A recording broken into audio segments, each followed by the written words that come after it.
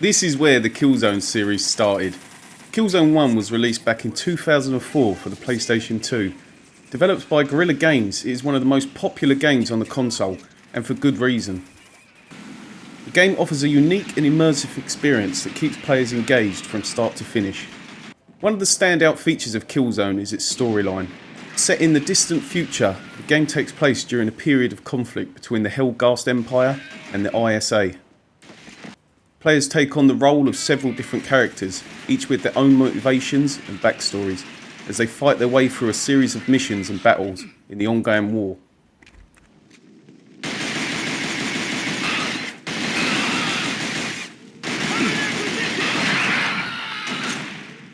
The graphics in Killzone are impressive, especially for a game that was released in 2004. The environments are detailed and immersive, with a wide range of settings including cities, forests and industrial complexes. The character models are also well designed, with realistic movement and facial expressions that bring the game's characters to life. Take a look at this face. Crazy that you can get this level of detail on the PlayStation 2.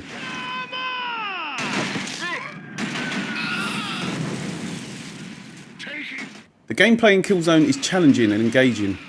Players must use a combination of strategy and skill to navigate through each level, taking out enemies and completing objectives along the way.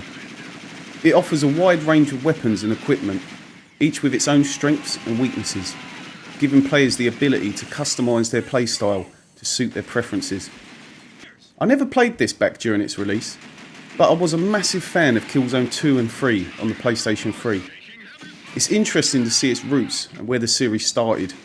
It still feels like the newer Killzone games, but I really do miss those little noises you get every time you get a headshot in the later games. The game also has an early form of ragdoll physics, which I was really surprised to see, although it can be a bit glitchy at times.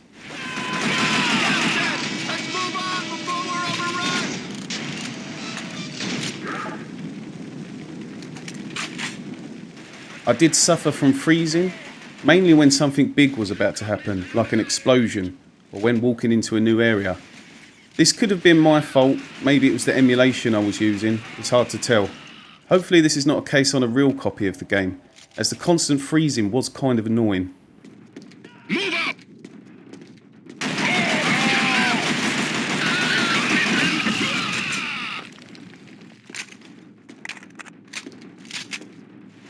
Early on in the game, it seemed like the game was mainly going to consist of staying in cover, kill waves of enemies come in, then move to the next area, cover again and repeat.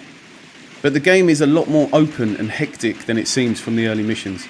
The variety of combat scenarios in this game is amazing. From large open firefights to tight corridors where your shotgun is your best bet. Killzone 2 and 3 are great games. I've spent God knows how many hours on the multiplayer. But if I'm to be honest, the controls always felt a bit stiff and slow in these games. Whereas this game, Killzone 1, the aiming feels smooth and somehow sharper than it feels in the later games. This just goes to show how great they made this first entry, redefining how amazing an FPS can feel on a home console. It's such a shame that Sony seem to have abandoned the Killzone series. I would love to see what they could create on the PS5. I'd even settle for a remastered Killzone 2, complete with multiplayer. So overall, Killzone is a fantastic game that offers an immersive and engaging experience for players. Its storyline, graphics and gameplay are all top notch. If you're a fan of first person shooters, or just looking for a great game to play on your old PlayStation 2, Killzone is definitely worth checking out.